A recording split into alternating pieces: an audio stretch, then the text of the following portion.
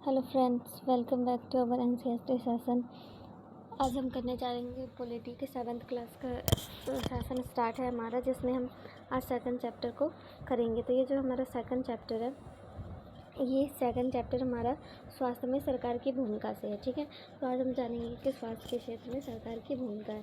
ऐसे भी अलग अलग क्षेत्रों में सरकार की भूमिकाएं अलग अलग होती हैं, क्योंकि हम ये सब जानते हैं कि लोकतांत्रिक देश हो या फिर लोकतंत्र की सरकार हो या फिर राजतंत्र की, जब जनता के द्वारा कोई भी सरकार चुने जाते हैं, वो अपने प्रतिनिधि को चुनते हैं या फिर कोई भी उस देश का, या फिर अगर हम बात करें तो कोई हमारे घर का मुखिया होता है, तो हम उससे एक्सपेक्टेशन करते हैं, उससे उम्मीद करते हैं कि वो हमारे समस्याओं को समझेगा, वो उन समस्याओं को हल करेगा, वो जानेगा कि हमें क्या समस्या है, उनकी तरफ देखेगा और वो हमारा विकास करेगा। ठीक उसी प्रकार से एक आम नागरिक भी सरकार से यही उम्मीद करती है कि वो उनकी समस्याओं को समझे और उनकी समस्याओं को हल करे और उनका विकास करे। जैसे कि हम सब जानते हैं, जैसा कि इसमें दिया गया है कि लोकतंत्र में लोगों की अपेक्षा ये रहती है कि सरकार उनके लिए कल्याण का काम करे, या शिक्षा, स्वास्थ्य, रोजगार आदि देने में, ये किसी भी क्षेत्र में हो सकता है। और इन सब चीज़ों में जनता चाहती है कि उन्होंने जब उनके प्रतिनिधि को चुना है तो सिर्फ इसीलिए चुना है कि ताकि वो उनके लिए काम कर सकते और उनका अपने देश का विकास कर सके। तो इस अध्याय में हम जानेंगे कि स्वास्थ्य के अर्थ को जानेंगे, इससे संबंधित समस्याओं को जानेंगे। ठीक है, अब इस अध्याय में उपशीर्षकों को देखिए कि आप विचार कीजिए यह विषय सरकार के काम से किस प्रकार जुड़ा है। तो यहाँ पे अगर हम देखें तो ये सारी जो चीज़ें हैं ये हमें दिखाई जा रही है। तो क्या आपको लगता है कि ये सारी चीज़ें सरकार के काम से जुड़ी हैं? तो हाँ, हमें बिल्कुल लगता है कि ये सारी चीज़ें सरकार के काम से जुड़ी हुई हैं, क्योंकि यहाँ पे देखिए तो ये जो है यहाँ पे ये स्वास्थ्य सुविधा के बारे में बताया रहा है। ठीक है, इसके अलावा अगर हम देखें तो ये भी सरकार के कामों से जुड़ी है। तो ये सारी चीज़ें कहीं ना कहीं सरकार के काम से जुड़ी हुई है। अब हम जानेंगे स्वास्थ्य क्या है। ठीक है, स्वास्थ्य के बारे में जब हम सोचते हैं तो स्वास्थ्य के बारे में हम अनेक प्रकार का सोच सकते हैं। स्वास्थ्य का अर्थ होता है हमारा बीमारियों और चोट आदि से मुक्त रहना, लेकिन स्वास्थ्य केवल बीमारियों से संबंधित नहीं है। जब भी हम स्वास्थ्य के बारे में सोचते हैं कि हेल्थ, तो हेल्थ से हम हमेशा यही सोचते हैं कि हमें कोई बीमारी ना हो तो हम स्वस्थ हैं। लेकिन क्या आप जानते हैं कि सिर्फ बीमारियों से दूर रहना ये स्वस्थ नहीं होता। जब हम शारीरिक और मानसिक दोनों से फिट है, दोनों से स्वस्थ है, तभी हम एक हेल्दी पर्सन है। क्योंकि अगर मान लें कि अगर हम शारीरिक रूप से स्वस्थ नहीं है, चलो शारीरिक रूप से स्वस्थ है मगर हमारे दिमाग में बहुत सारी समस्याएं हैं, अलग अलग तरह के इशूज़ हैं, हम किसी भी समस्या पे सोच रहे हैं, कभी उस समस्या पे सोच रहे, तो क्या आपको लग सकता है कि हम स्वस्थ हैं? या फिर इसके अलावा भी अगर हमारा खान पान अच्छा ना हो, हम स्वच्छ जल को ना ले रहे हो, कहीं हम स्वास्थ्य पर ध्यान ना दें कि हम चाउमीन, पिज़्ज़ा वगैरह ये सारी चीज़ें खा रहे हैं, तो इससे क्या है, इससे हमारे स्वास्थ्य ये सारी चीज़ें हमारे स्वास्थ्य पे भी प्रभाव डाल सकती। अब क्या करें, बीमारी के अलावा हमारे लिए उन कारणों पर विचार करना आवश्यक है जो हमारे स्वास्थ्य पे प्रभाव डालती है। अब जैसा कि इसमें बताया गया, यदि लोगों को पीने के लिए स्वच्छ पानी एवं प्रदूषण मुक्त वातावरण मिले तो सामान्यतः इंसान जो है स्वस्थ रहेगा। ठीक है, जैसे लोगों को जब हमें पीने के लिए स्वच्छ पानी हम पिएंगे, खाना हम पूरा स्वस्थ खाएंगे, तो हम इससे जो है हमारा मन मस्तिष्क भी स्वस्थ रहेगा और हम ताकि अपने वर्क को भी बहुत अच्छे से कर सकेंगे। दूसरी ओर लोगों को भरपेट भोजन न मिलना, उन्हें घुटन भरी अवस्था में रहना पड़े, तो इससे भी हम बीमार सकते हैं। अगर हम अपने विचारों को किसी के साथ व्यक्त ना कर पाए, अंदर ही अंदर उसे दबाए रखें, तो ये भी हमारे स्वास्थ्य पे साइड इफ़ेक्ट ला सकता है। या फिर कभी कभी ऐसा भी होता है कि हम खाना भी कितने लोगों को भरपेट नहीं मिल पाता है, तो ये सारी चीज़ें हमारे स्वास्थ्य को इफ़ेक्ट करता है। अब हम ये सब कहना चाहते हैं कि जो भी कार्य करें चुस्ती से करें और ऊंचा मनोबल के साथ करें।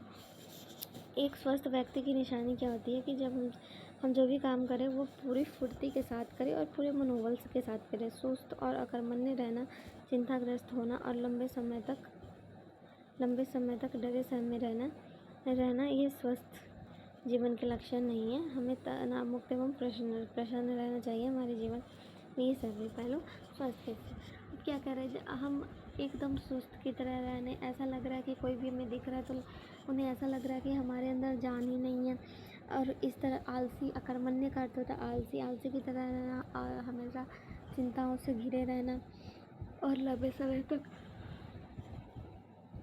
डरे समय रहना, ये सारी चीज़ें होती हैं वो हमारे स्वस्थ जीवन, हेल्दी लाइफ की निशानी नहीं होती है। हमारी हेल्दी लाइफ की निशानी क्या होती है?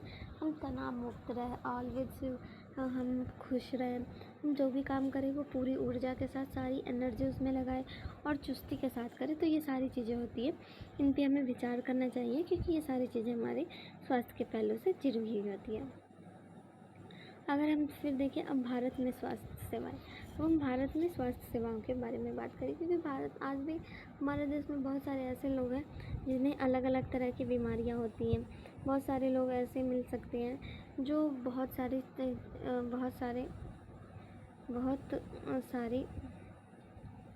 चिंताओं से घिरे हुए हैं।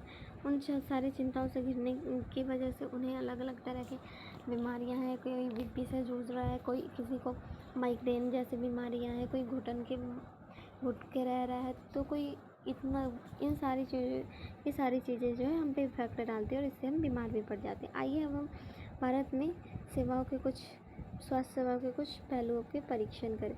अब यहाँ पे कुछ जो भारत में जो स्वास्थ्य सुविधाएं हैं उसका हम परीक्षण करेंगे। इसमें कुछ तालिकाएं बनी हुई है, प्रथम तथा द्वितीय स्तंभ में दी गई हैं, ठीक है। इससे हम तुलना करेंगे। जैसे कि पहले में दिया गया है कि संसार भर में भारत में सर्वाधिक चिकित्सा महाविद्यालय और यहाँ सबसे अधिक डॉक्टर तैयार किए जाते हैं। लगभग यहाँ 30 वर्ष से अधिक डॉक्टर तैयार किए जाते हैं, ठीक है।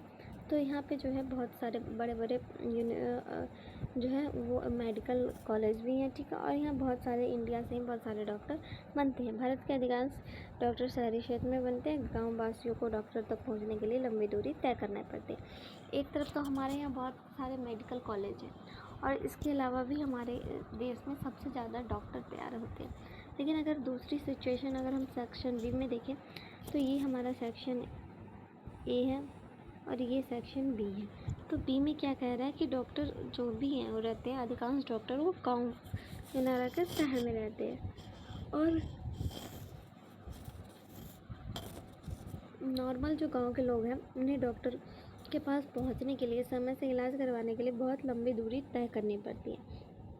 पिछले वर्षों में स्वास्थ्य सेवाओं में काफ़ी वृद्धि हुई है। सन 1950 में केवल भारत में केवल 2717 अस्पताल थे। सन 1991 में 11,714 हुए। सन 2017 में ये जो है हमारे 23,583 हैं, ठीक है। तो ये एक रिपोर्ट में बताया जा रहा है कि हमारे स्वास्थ्य सेवाओं में सुविधाओं में कितनी वृद्धि हुई है। जहां हमें 1950 में 2,717 अस्पतालें थी, वहीं 1991 में ये 11,174 हो गई और सन 2017 में ये संख्या बढ़ के 23,583 हो गई, ठीक है। भारत में करीब 5 लाख लोग टीबी से मारे जाते हैं। स्वतंत्रता प्राप्ति के बाद भी अब तक इसकी संख्या में कोई परिवर्तन नहीं हो रहा है। हर वर्ष मलेरिया के लगभग 20 लाख मामले होते हैं। एक तरफ हम दिखा रहे हैं कि ये जो रिपोर्ट है ये हमारे ये एक तरह से फेक रिपोर्ट, ये हमें दिखा रहा है कि हमारे पास इतनी ज़्यादा मेडिकल फैसिलिटी, इतने ज़्यादा मेडिकल हॉस्पिटल हमने खोले हैं ये सारे, बट अगर हम यहाँ पे देखें तो आज भी हमारे देश में 5 लाख से ज़्यादा लोग टीबी से मारे जाते हैं।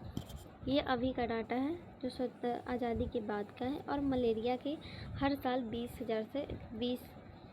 20 वर्ष 20 लाख मामले मिलते हैं। तो क्या इससे हम कह सकते हैं कि ये हमारी स्वास्थ्य सुविधाएं बहुत बेटर है। अब एक तरफ क्या करें, भारत में विदेशों से बहुत संख्या में इलाज कराने हेतु चिकित्सा पर्यटक आते हैं। वे उपचार के लिए भारत में कुछ ऐसे अस्पतालों में आते हैं जिनकी तुलना संसार के सर्वश्रेष्ठ अस्पतालों से की जाती है। तो भारत में कुछ ऐसे भी पर्यटक आते हैं जो यहाँ पे अपना इलाज करवाने आते हैं और इलाज करवाते हैं और जो हमारे फेमस मेडिकल होते हैं ना उनमें कराते हैं, जैसे एम्स वगैरह। तो ये तो हो गया कि जो शहर क्षेत्र में जो विकसित सिटी वगैरह में है वहाँ पे। ऐसा नहीं है कि हमारे भारत में जो है सारे जगह मेडिकल सुविधाएं, मेडिकल फैसिलिटी नहीं है मेडिकल फैसिलिटी, बट वो ऐसी जगह पे है जहाँ जो बहुत ज़्यादा विकसित हो, ये फैसिलिटी ऐसी जगह नहीं है जो जैसे कि हमारे गांव, ये अभी पूरे गांव में नहीं फैली। आज भी अगर किसी को कोई भी व्यक्ति ज़्यादा सीरियस होता है तो उसे जाना होता है, और हमेशा हमारे गांव से आज भी जो है मेडिकल की दूरी 10 से 12 किलोमीटर मिनिमम होता है, मैक्सिमम तो उससे ज़्यादा भी चला जाता है।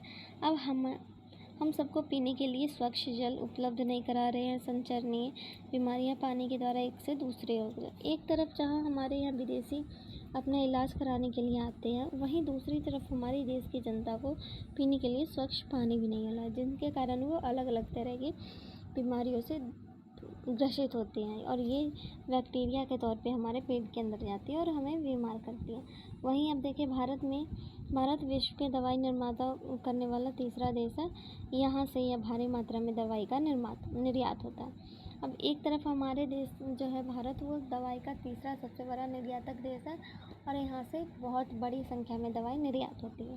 वहीं दूसरी, भारत में समस्त बच्चों में से आधे को खाने के लिए पर्याप्त भोजन नहीं मिलता और वो अल्पपोषण का शिकार होते हैं। वहीं दूसरी तरफ जो बच्चे हैं, उनमें से जो आधे बच्चे हैं, उन्हें खाने के लिए खाना नहीं मिलता है, जिससे कि वो पोषण के शिकार होते हैं। ठीक है, अगर हम देखें बीमारियों से बचने के लिए अनेक उपचार किए जा सकते हैं, जैसे हमें उचित सुविधाएं सेवाएं चाहिए, स्वास्थ्य केंद्र, अस्पताल, परीक्षण प्रयोगशाला, एम्बुलेंस, ब्लड बैंक आदि जो मरीज की आवश्यकता एवं सेवाओं को आवश्यक सेवा उपलब्ध करा सके। ठीक है, तो किसी भी बीमारी से बचने के लिए हमारे पास बहुत सारी चीज़ें का होना आवश्यक है।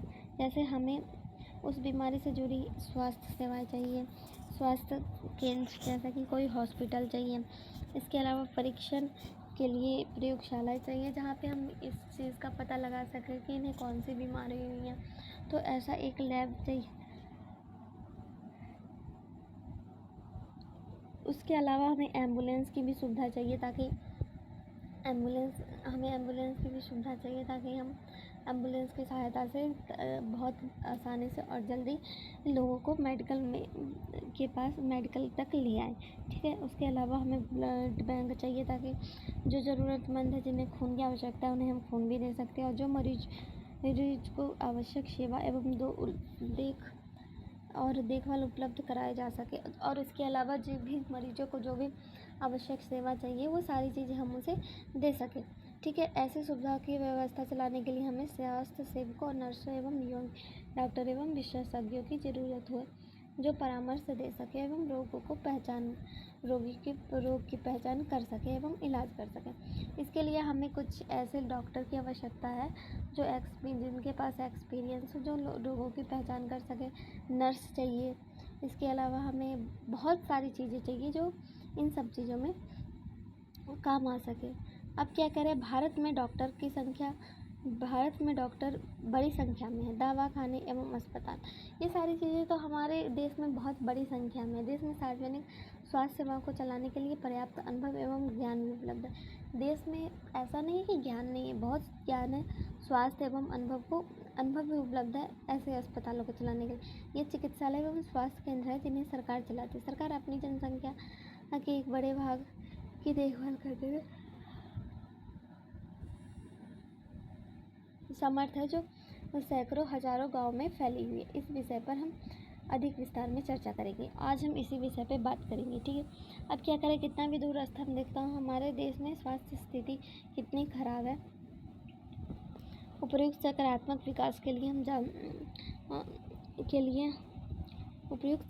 विकास के बाद भी हम जनता को उचित सेवा देने में असमर्थ है।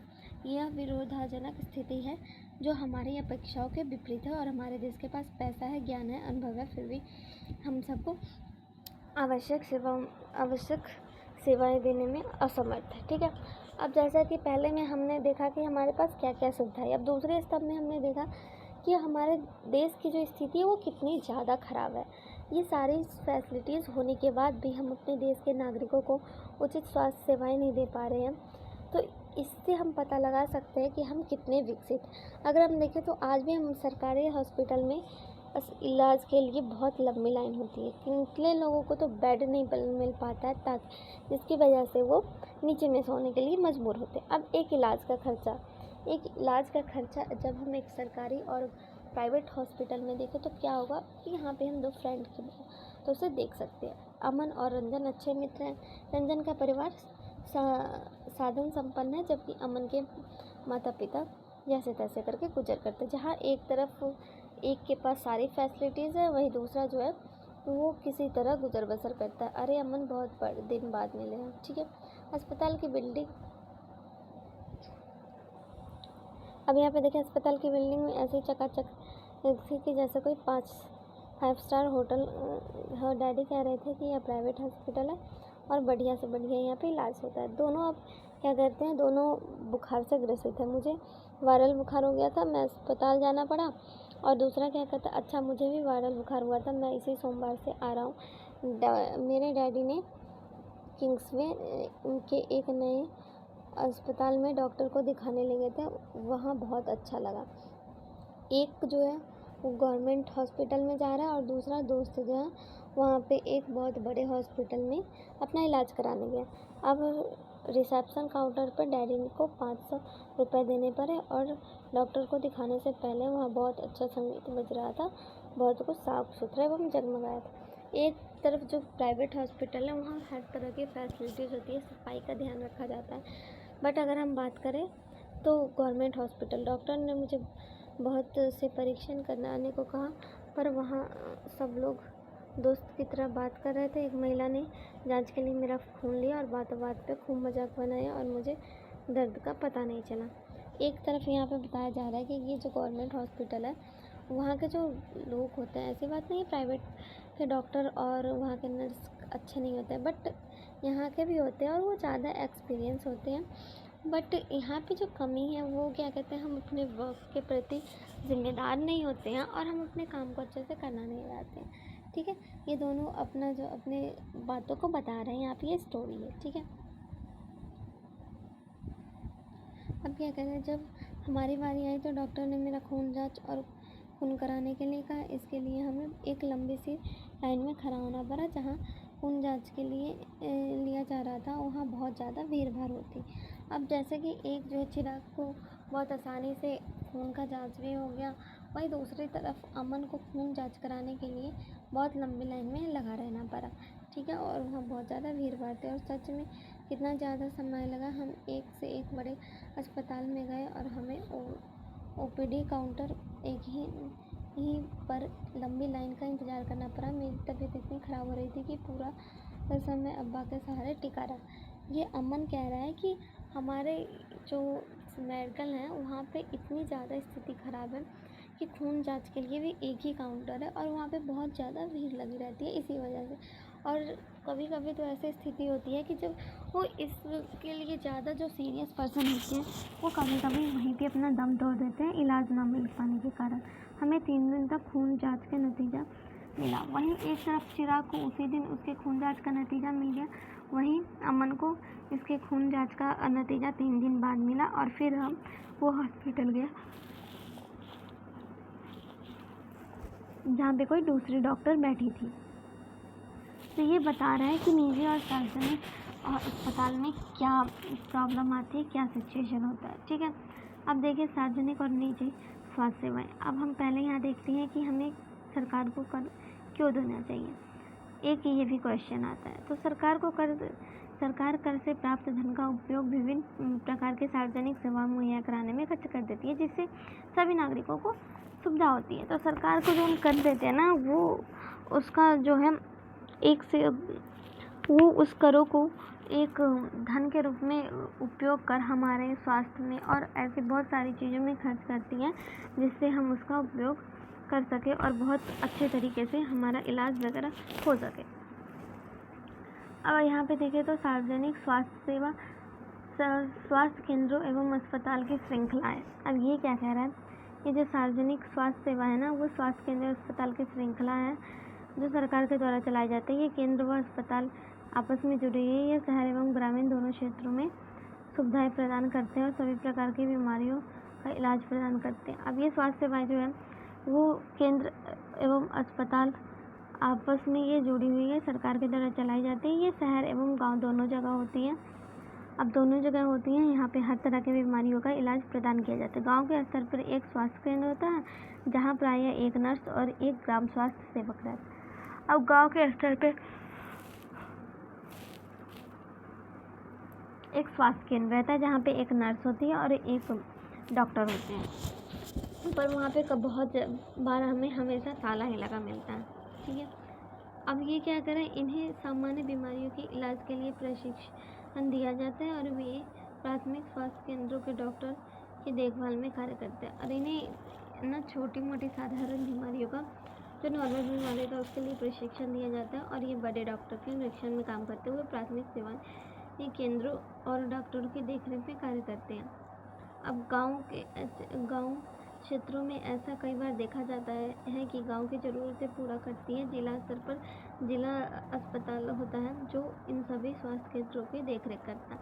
अब इन सभी स्वास्थ्य केंद्रों की देखरेख के लिए जिला अस्पताल किया जाता है, जिसमें अमन को ले जाया गया था और एक विशिष्ट सरकारी अस्पताल था। जहाँ पे अमन गया था वो एक विशिष्ट सरकारी अस्पताल था जो कि हेड होता है सारे स्वास्थ्य केंद्रों का। अब क्या देख रहे हैं, तो स्वास्थ्य सेवाओं में कई कारणों से इसे सार्वजनिक कहा जाता है। सरकार ने सभी नागरिकों को स्वास्थ्य सेवाएं प्रदान करने के लिए वचनबद्ध है और ये अस्पताल स्वास्थ्य केंद्र स्थापित किए हैं और इन सेवाओं को चलाने के लिए पैसे की आवश्यकता होती है जो सरकार टैक्स के रूप में लेती है। ठीक है, अब सार्वजनिक स्वास्थ्य केंद्र एक महत्वपूर्ण पहलू है। इसका उद्देश्य स्वास्थ्य की अच्छी सेवाएं निःशुल्क एवं बहुत कम कीमत पर लोगों को उपलब्ध कराना। एक तरफ अगर हम इसका पॉजिटिव वे देखें तो इसका उत्थान इसलिए किया गया था कि ताकि ऐसे लोग जो ज़रूरतमंद हो वो भी यहाँ पे आके अपना इलाज करवा सकें और यहाँ पे बहुत अच्छे डॉक्टरों को रखा है। ये तो इसका पॉजिटिव वे हुआ ताकि हमें बहुत आसानी से स्वास्थ्य सुविधाएं मिल सके, हम बहुत जल्दी मेडिकल फैसिलिटीज़ को पा सकें ताकि हम अपना इलाज करवा सकें। वहीं दूसरी तरफ देखें तो इसमें आज भी बहुत सारी चीज़ों की कमी है, बहुत सारी फैसिलिटीज़ की कमी है। जैसे कि यहाँ पे कोई ऑर्डर नहीं होता, जब मन होते डॉक्टर आते हैं, जब मन होते नहीं आते, कितने दिनों तक तो वो दिखाई भी नहीं देते और उनकी अटेंडेंस रोज़ लगती है। क्यों? क्योंकि वो सरकारी वर्कर है, कोई पूछने वाला होता नहीं है, क्योंकि ऊपर से नीचे सारे लोग घूस से बिके होते हैं। इसके अलावा दूसरी बात ये होती है कि वहाँ पर साफ़ सफाई की देखभाल नहीं की जाती है। यहाँ पे वहाँ पे थूक बहुत सारी गंदगी होती है बहुत। अब ये चूँकि सरकारी हॉस्पिटल है तो भीड़ बहुत ज़्यादा होने के कारण बेड की भी कमी होती है, जिससे कि कभी कभी पेशेंट जो होते हैं वो नीचे रहते हैं तो कभी उन्हें नीचे भी लेट के भी अपना इलाज करवाना पड़ता है। ऐसे बहुत सारी चीज़ें होती हैं। अगर इसका पॉजिटिव भी देखें तो इस यहाँ पे गरीब लोग भी अपना इलाज करवा सकते हैं जिनके पास प्राइवेट हॉस्पिटल में देने के लिए पैसे नहीं होते। अब स्वास्थ्य सेवाएं अन्य तरह से महत्वपूर्ण होती हैं। ये कई बीमारियों के लिए जैसे टीबी, मलेरिया, पीलिया, दस्त, हैजा, चिकुनगुनिया आदि को फैलने से रोकता है। इसकी व्यवस्था सरकार के लोगों के सहयोग से होती है। अब जैसे कि मौसमी बीमारियां होती हैं या फिर किसी भी तरह की बीमारियां, तो उसके लिए सरकार उन्हें दवाइयां उपलब्ध कराती है। उन्हें रोकने के लिए अलग अलग कार्यक्रम को चलाती है, मगर ये कार्यक्रम जो होते हैं वो ओनली किताबों कागज़ों पे लिख के रह जाती हैं और ये पूरी तरह फॉलो नहीं हो पाते। ठीक है, अन्यथा ये असफल हो जाती है। जैसे मलेरिया को पैदा करने वाले मच्छरों को रोकथाम के अभियान को सफल बनाने के लिए सुनिश्चित करना पड़ेगा कि लोग अपने कूलर एवं घरों के छत पर पानी एकत्रित न होने दें। तो ये जो है सिर्फ हम अगर सोचें कि सिर्फ और सिर्फ सरकार की वजह से हो तो ऐसा नहीं हो सकता। इसमें हमें खुद की भी अनुमति, सहभागिता देनी होगी, हमें भी इसमें सरकार की मदद करनी होगी। ठीक है, सरकार हर व्यक्तियों को जीवन जीने का अधिकार देता है। यदि कोई अस्पताल समय पर व्यक्ति का इलाज ना प्रदान करे तो इसका तात्पर्य उसके जीवन की सुरक्षा नहीं दी जा रही है। अगर हम देखें तो कोई भी अस्पताल जो समय पर रोगियों का इलाज ना करे तो ये उनके जीवन के साथ खेल रहा है। अदालत ने भी कहा है कि यह सरकार का कर्तव्य है कि वह मरीजों के लिए आवश्यक स्वास्थ्य सेवाएं दे, आकस्मिक इलाज की सुविधाओं को भी सम्मिलित करे। अस्पताल एवं उनके स्वास्थ्य संबंधी कर्मचारी आवश्यक इलाज प्रदान करने की जिम्मेदारी करनी चाहिए। तो यहाँ पे सुप्रीम कोर्ट ने भी कहा है कि अगर किसी व्यक्ति का अच्छे से इलाज नहीं हो पाता है तो उसके लिए सरकार जिम्मेदार है, क्योंकि सरकार को उन्हें ये सारी भूमिकाएं प्रदान करवानी चाहिए। तो ये हमने देखा कि मेडिकल के क्षेत्र में जैसे गवर्नमेंट जो है मेडिकल फैसिलिटीज़ उनकी क्या बात।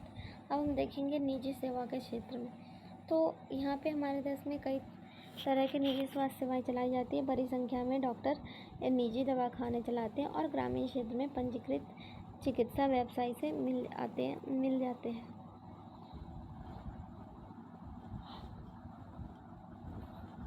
क्या होता है कि बहुत बड़े बड़े डॉक्टर जो होते हैं वो अपने शहर में अपने दुकान मतलब अपने चिकित्सा का खोले रहते हैं, और वो क्या करते हैं, वो जो गांव में जो स्वास्थ्य केंद्र पे जो डॉक्टर होते हैं उनसे मिले होते हैं, ये सारे बिके हुए होते हैं, ठीक है। और ये उन्हीं से दवाई वगैरह जो लोगों के लिए दिए जाते हैं वो सारे खरीद लेते हैं। जैसा कि इनके नाम से ज्ञात होता है कि निजी स्वास्थ्य सेवाओं पर सरकार का स्वामित्व एवं नियंत्रण नहीं होता है। इस पर सरकार का कोई स्वामित्व एवं नियंत्रण नहीं होता है। सार्वजनिक स्वास्थ्य सेवाओं के विपरीत इनके स्वास्थ्य सेवाओं में मरीजों को हर सेवा के लिए धन का व्यय करना पड़ता है। अब प्राइवेट हॉस्पिटल नाम से ही जाना जा रहा है, तो इसमें हर सेवा के लिए मरीजों को पैसा पे करना होता है। अब निजी स्वास्थ्य सेवाओं चारों ओर दिखाई देता है। अब तो ये बड़ी बड़ी कंपनियां अस्पताल भी चलाती हैं, कुछ कंपनियां दवाई बनाती हैं और उसे बेचती भी हैं, और शहरों के कोने कोने में दवाई की दुकान देखी जा सकती है। हम ये भी जानते हैं कि जब हम गवर्नमेंट मेडिकल फैसिलिटीज़ अच्छी नहीं होगी तो स्वाभाविक सी बात है लोग प्राइवेट की तरफ जाएंगे, और प्राइवेट की तरफ जाने का मतलब है कि इससे उन्हें बहुत सारे तरह के रोज़गार मिल सकते हैं, जैसे कि अल्ट्रासाउंड और अलग अलग तरह के जांच के लिए अलग अलग तरह के लैबों का बनना, उनसे पैसे आना। इसके अलावा मेडिसिन की दुकान खोलना इत्यादि सारी चीज़। अब स्वास्थ्य सेवा और समानता, क्या सबके लिए पर्याप्त है स्वास्थ्य? क्या सबके लिए पर्याप्त स्वास्थ्य सेवा उपलब्ध है? हमारे देश भारत की स्थिति ऐसी स्थिति हमारा भारत ऐसी स्थिति का सामना कर रहा है जहाँ निजी स्वास्थ्य सेवाएं तो बढ़ रही है परंतु सार्वजनिक नहीं। इस समय जो हमारा देश है वो इन सिचुएशन से गुजर रहा है जहाँ एक तरफ जो है प्राइवेट हॉस्पिटल बहुत अच्छे से अच्छा हो रहा है, लेकिन जो गवर्नमेंट है उसकी दशा पहले से भी बदतर हो रही है। दशा लोगों को मुख्यतः निजी सेवाओं उसके उपलब्धता से है, ये शहर में केंद्रित है। इन सेवाओं का मूल्य अपेक्षाकृत अधिक रहता है, दवाइयाँ महंगी होती है, बहुत से लोग उन्हें खरीदने में असमर्थ होते हैं, इसलिए जब परिवार बीमार होते हैं तो उन्हें ऋण लेना पड़ता है। अब यहाँ पे क्या कह रहा है कि बहुत सारी चीज़ें जो है एक तरफ जो हमारा गवर्नमेंट है और एक मेडिकल हॉस्पिटल है और एक तरफ प्राइवेट। तो प्राइवेट हॉस्पिटल जो वो दिन प्रतिदिन बहुत अच्छा होता जा रहा है, बहुत सारी फैसिलिटीज़ आ रहे हैं, वहीं गवर्नमेंट हॉस्पिटल की हालत बद से बदतर हो रही है। वहाँ पे चिकित्सा इतनी ज़्यादा ख़राब हो रही है जिसका हम नाम नहीं ले सकते। दवाइयाँ बहुत ज़्यादा महंगी हैं। अगर हम बात करें तो देखिए दवाइयाँ भी बहुत ज़्यादा प्राइवेट में महंगी होती है। इसके अलावा बहुत सारी समस्या होता है, फिर भी हम प्राइवेट को प्रेफर करते हैं क्योंकि हम खुद ही ट्रस्ट नहीं करना चाहते हैं इन हॉस्पिटलों पे। अब कुछ सेवाएं अधिक कमाने के लिए होती है, ऐसा कार्य प्रायः ऐसे कार्यों को प्रोत्साहित करती हैं जो कि सही नहीं है। कई बार सस्ते तरीके से उपलब्ध होने पर भी उनका प्रयोग नहीं किया जाता। उदाहरण के लिए प्रायः देखा जाता है चिकित्सक ज़रूरत से ज़्यादा दवाई एवं इंजेक्शन सेलाइन की सलाह देता है, जबकि साधारण के नागरिक के लिए इलाज पर्याप्त होता है। अब जब निजी क्षेत्र की बात की जा रही है तो कई बार ऐसा होता है कि डॉक्टर जो होते हैं वो जब दवाई ना देके बहुत सारी दवाइयों को लिख देते हैं मरीजों के लिए। अब हम देखें तो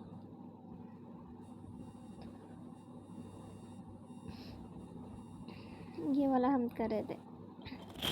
तथ्य यह है कि जनसंख्या के 20% लोग बीमारी के दौरान आवश्यक दवाई खरीदने के सक्षम होते हैं और वे लोग गरीब नहीं होते, दवाई संबंधी खर्च उठाने की कठिनाइयों का अनुभव करते हैं। इस अध्याय में हम पाएंगे कि जो लोग अस्पताल में बीमारी एवं चोट के कारण भर्ती उनमें से 40% लोग खर्चों का भुगतान करने के लिए पैसे उधार लेके या फिर कुछ संपत्ति बेचते हैं।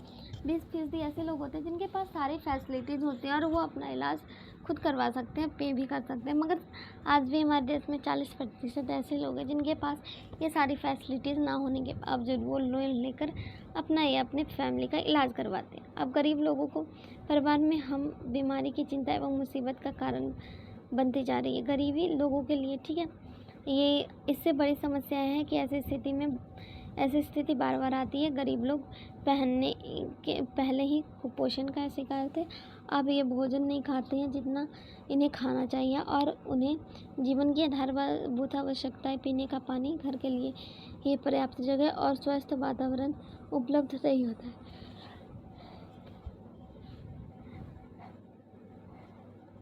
ये जो गरीब लोग होते हैं वो हर बीमारी एवं मुसीबत का, गरीबी जो होती है वो बीमारी और मुसीबत का कारण बन जाती है। ऐसी स्थिति बार बार आती है क्योंकि गरीब लोग पहले से ही गरीब होते हैं, जिसके कारण वो कुपोषण का शिकार होते हैं। इसके अलावा वो क्या कहते हैं, वो पर्याप्त भोजन नहीं कर पाते हैं। उसके अलावा जो उनके जीवन की आधारभूत आवश्यकता है वो भी उन्हें नहीं मिल पाती है। ये सारी चीज़ें जो है वो हमें बीमार करती है, और बीमारी होने पर खर्चों से उनकी जो हालात होती है और ज़्यादा ख़राब होती है, और इससे हम बहुत ज़्यादा गरीब होते हैं। जैसे कि यहाँ पे देखिए, एक गरीब गर्भवती एक योग्य डॉक्टर को दिखाने के लिए कई किलोमीटर पैदल चल कर जाती है। अब हम देख सकते हैं कि गांव में इतनी ज़्यादा स्वास्थ्य सुविधाएं ख़राब होती हैं कि हमें बाहर जाना पड़ता है, और बाहर जाने के लिए भी हमारे पास पर्याप्त परिवहन नहीं होते हैं, जिससे हमें पैदल भी जाना होता है। अब हमें क्या करना चाहिए, तो इसमें संदेह की कोई बात नहीं है।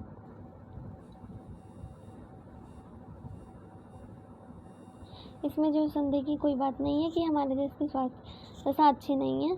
सरकार का उत्तरदायित्व है कि वह सब नागरिकों को, विशेष रूप से गरीबों एवं सुविधाहीन को ये गुणात्मक स्वास्थ्य केंद्र प्रदान करें।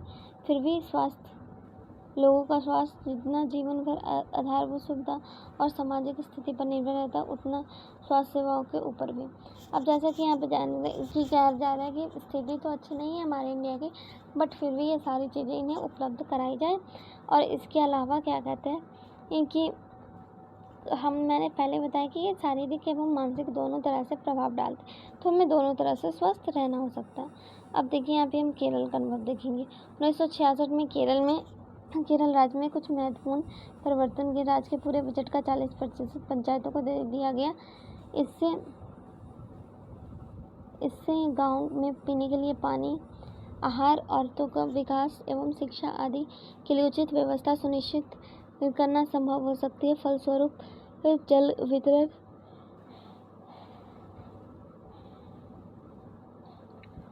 अब क्या करेगा, केरल के सरकार ने अपनी बजट का 40% मेडिकल फील्ड पे लगाया, जिससे अनेक प्रकार की फैसिलिटीज़ उन्हें मिल जाए, और जिसके फलस्वरूप जल व्यवस्था की जांच की गई, स्कूल, आंगनबाड़ियों का काम सुनिश्चित किया गया और गांव की समस्याओं पर ध्यान दिया गया। स्वास्थ्य केंद्र को सुधारा गया और इन सब कार्यों में सुधार आया, और प्रयत्नों के बाद ही कुछ ही समस्याएं बनी रह गई।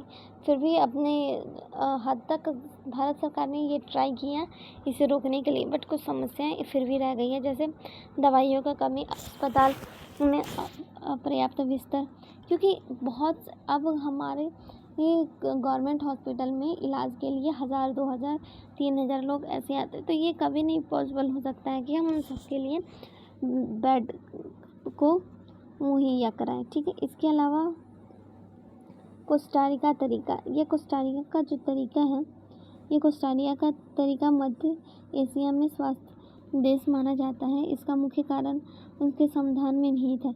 कोस्टारिका जो तो मध्य अमेरिका का सबसे स्वस्थ देश माना जाता है, इसका कारण उसके संविधान में निहित है। इन वर्षों में कोस्टारिका ने महत्वपूर्ण निर्णय लिए हैं। वे देश को सेना पर नहीं रखेगा, बल्कि सेना का जो व्यय है वो लोगों को धन, शिक्षा और स्वास्थ्य एवं आधारभूत जरूरतों पर खर्च करेगा।